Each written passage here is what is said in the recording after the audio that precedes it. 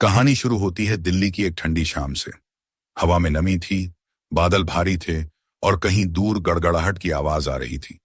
इसी मौसम की तरह आरव के अंदर भी कुछ अनकहा और दबा दबा सा था, जैसे कोई याद कई सालों से उसके भीतर पड़ी हो, ठंडी लेकिन जिंदा।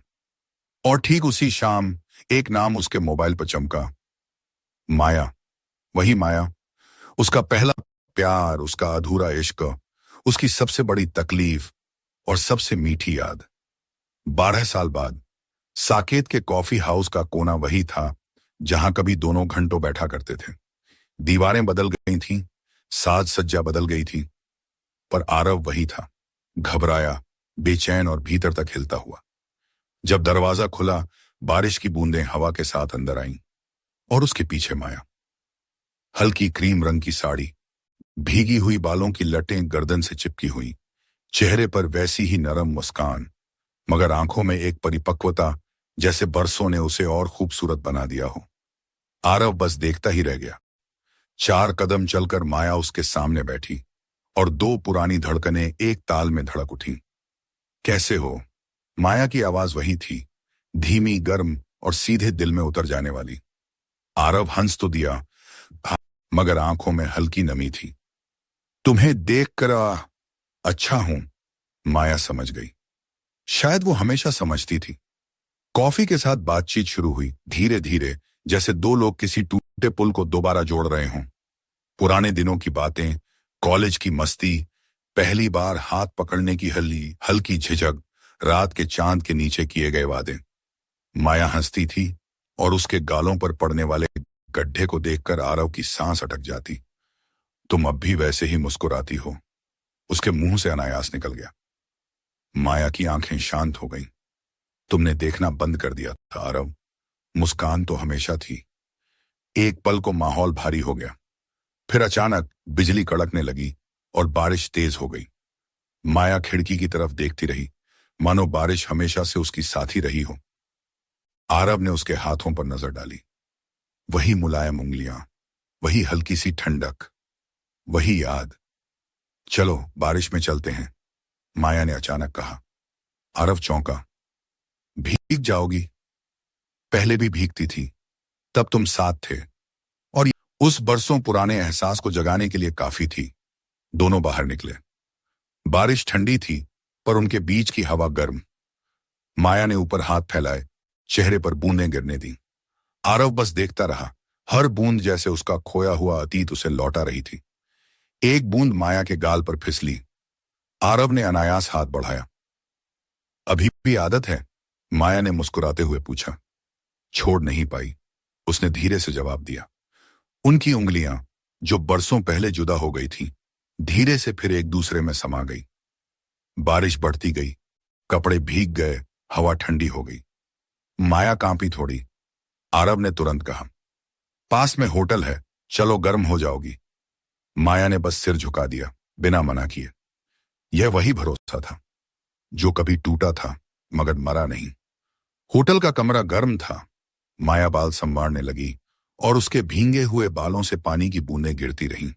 आरव उसे देख रहा था, बहुत धीरे और बहुत गहराई से। माया ने आईने में उसकी नजर महसूस की। देखोगे ही या कुछ कहोगे भी? आरव पास आया, बहुत धीरे, बहुत संभल कर। तुम पहले से ज्यादा खूबसूरत हो। माया की सांस हल्की सी तेज हुई। ये वही तारीफ थी जिसकी उसे हमेशा चाह थी। माया खिड़की के पास खड़ी थी।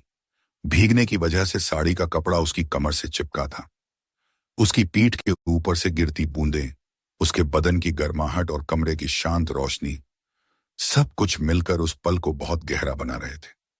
आरव ने पीछे से धीरे धीरे उसके भीगे बालों को उठाया।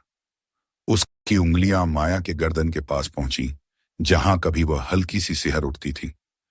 आज भी वही हुआ। माया ने आंखें बंद कर लीं। तुम्हारा स्पर्श आज भी वैसा ही है। आरव को लगा जैसे बरसों का वक्त एक पल में मिट गया हो। उसने उसके कंधे पर हाथ रखा, धीरे से उसे अपनी तरफ मोड़ा। माया की आंखों में एक गहरी नमी थी, दर्द भी, फिर भी।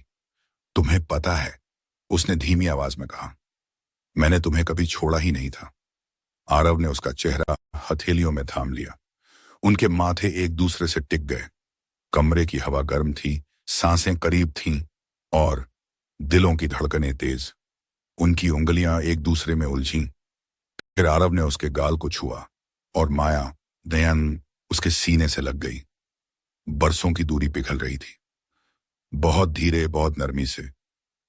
थोड़ा समय बाद दोनों बिस्तर के किनारे बैठे थे। माया चाय पी रही थी, आरव उसे देख रहा था। तुम चली क्यों गई थी? आरव ने आखिर पूछ ही लिया। माया की आंखें झुक गईं। तुम्हारे सपने बड़े थे और मैं तुम्हारे रास्ते में नहीं आना चाहती थी। तुम मेरा रास्ता नहीं थी, तुम मेरी मंजिल थी माया। माया की आंखें भर आईं। उसने उसके हाथ को थाम लिया। तो फिर आज हम यहां क्यों हैं? आरव ने उसकी उंगली को अपनी उंगली में फंसाया। क्योंकि मैं अब भी वही हूं और तुम भी। कमरे में एक गर्म खामोशी फैल गई। रात गहरी होती गई। कमरे की पीली रोशनी में माया का चेहरा और भी नर्म लग रहा था। हवा में बारिश की खुशबू थी। माया उसके पास आई, बहुत पास। उसने आरव की शर्ट पकड़ी और धीरे से उसे एद अपनी तरफ खींचा। आज मुझे जाने मत देना। आरव ने उसका चेहरा अपने हाथों में लिया, धीरे से उसकी आंखों पर किस किया, फिर उसके माथे, फिर उसके गाल। माया की सांसें तेज थीं, मगर चेहरे पर एक गहरी शांति। दोनों एक दूसरे के करीब आए, बहुत करीब। और जो गहराई बरसों से दबा हुआ इश्क था, वह अंततः खुलकर बह गया।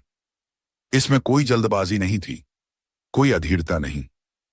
सिर्फ दो पुराने प्रेमियों का मिलन, गर्म, कोमल और बहुत सच्चा। सुबह हल्की धूप खिड़की से अंदर आई। माया आरव के कंधे पर सिर रखे सो रही थी। आरव उसकी उंगलियों को देख रहा था, वही उंगलियां जिन्हें वह सबसे ज्यादा याद करता था। माया ने आंखें खोली, मुस्कुराई।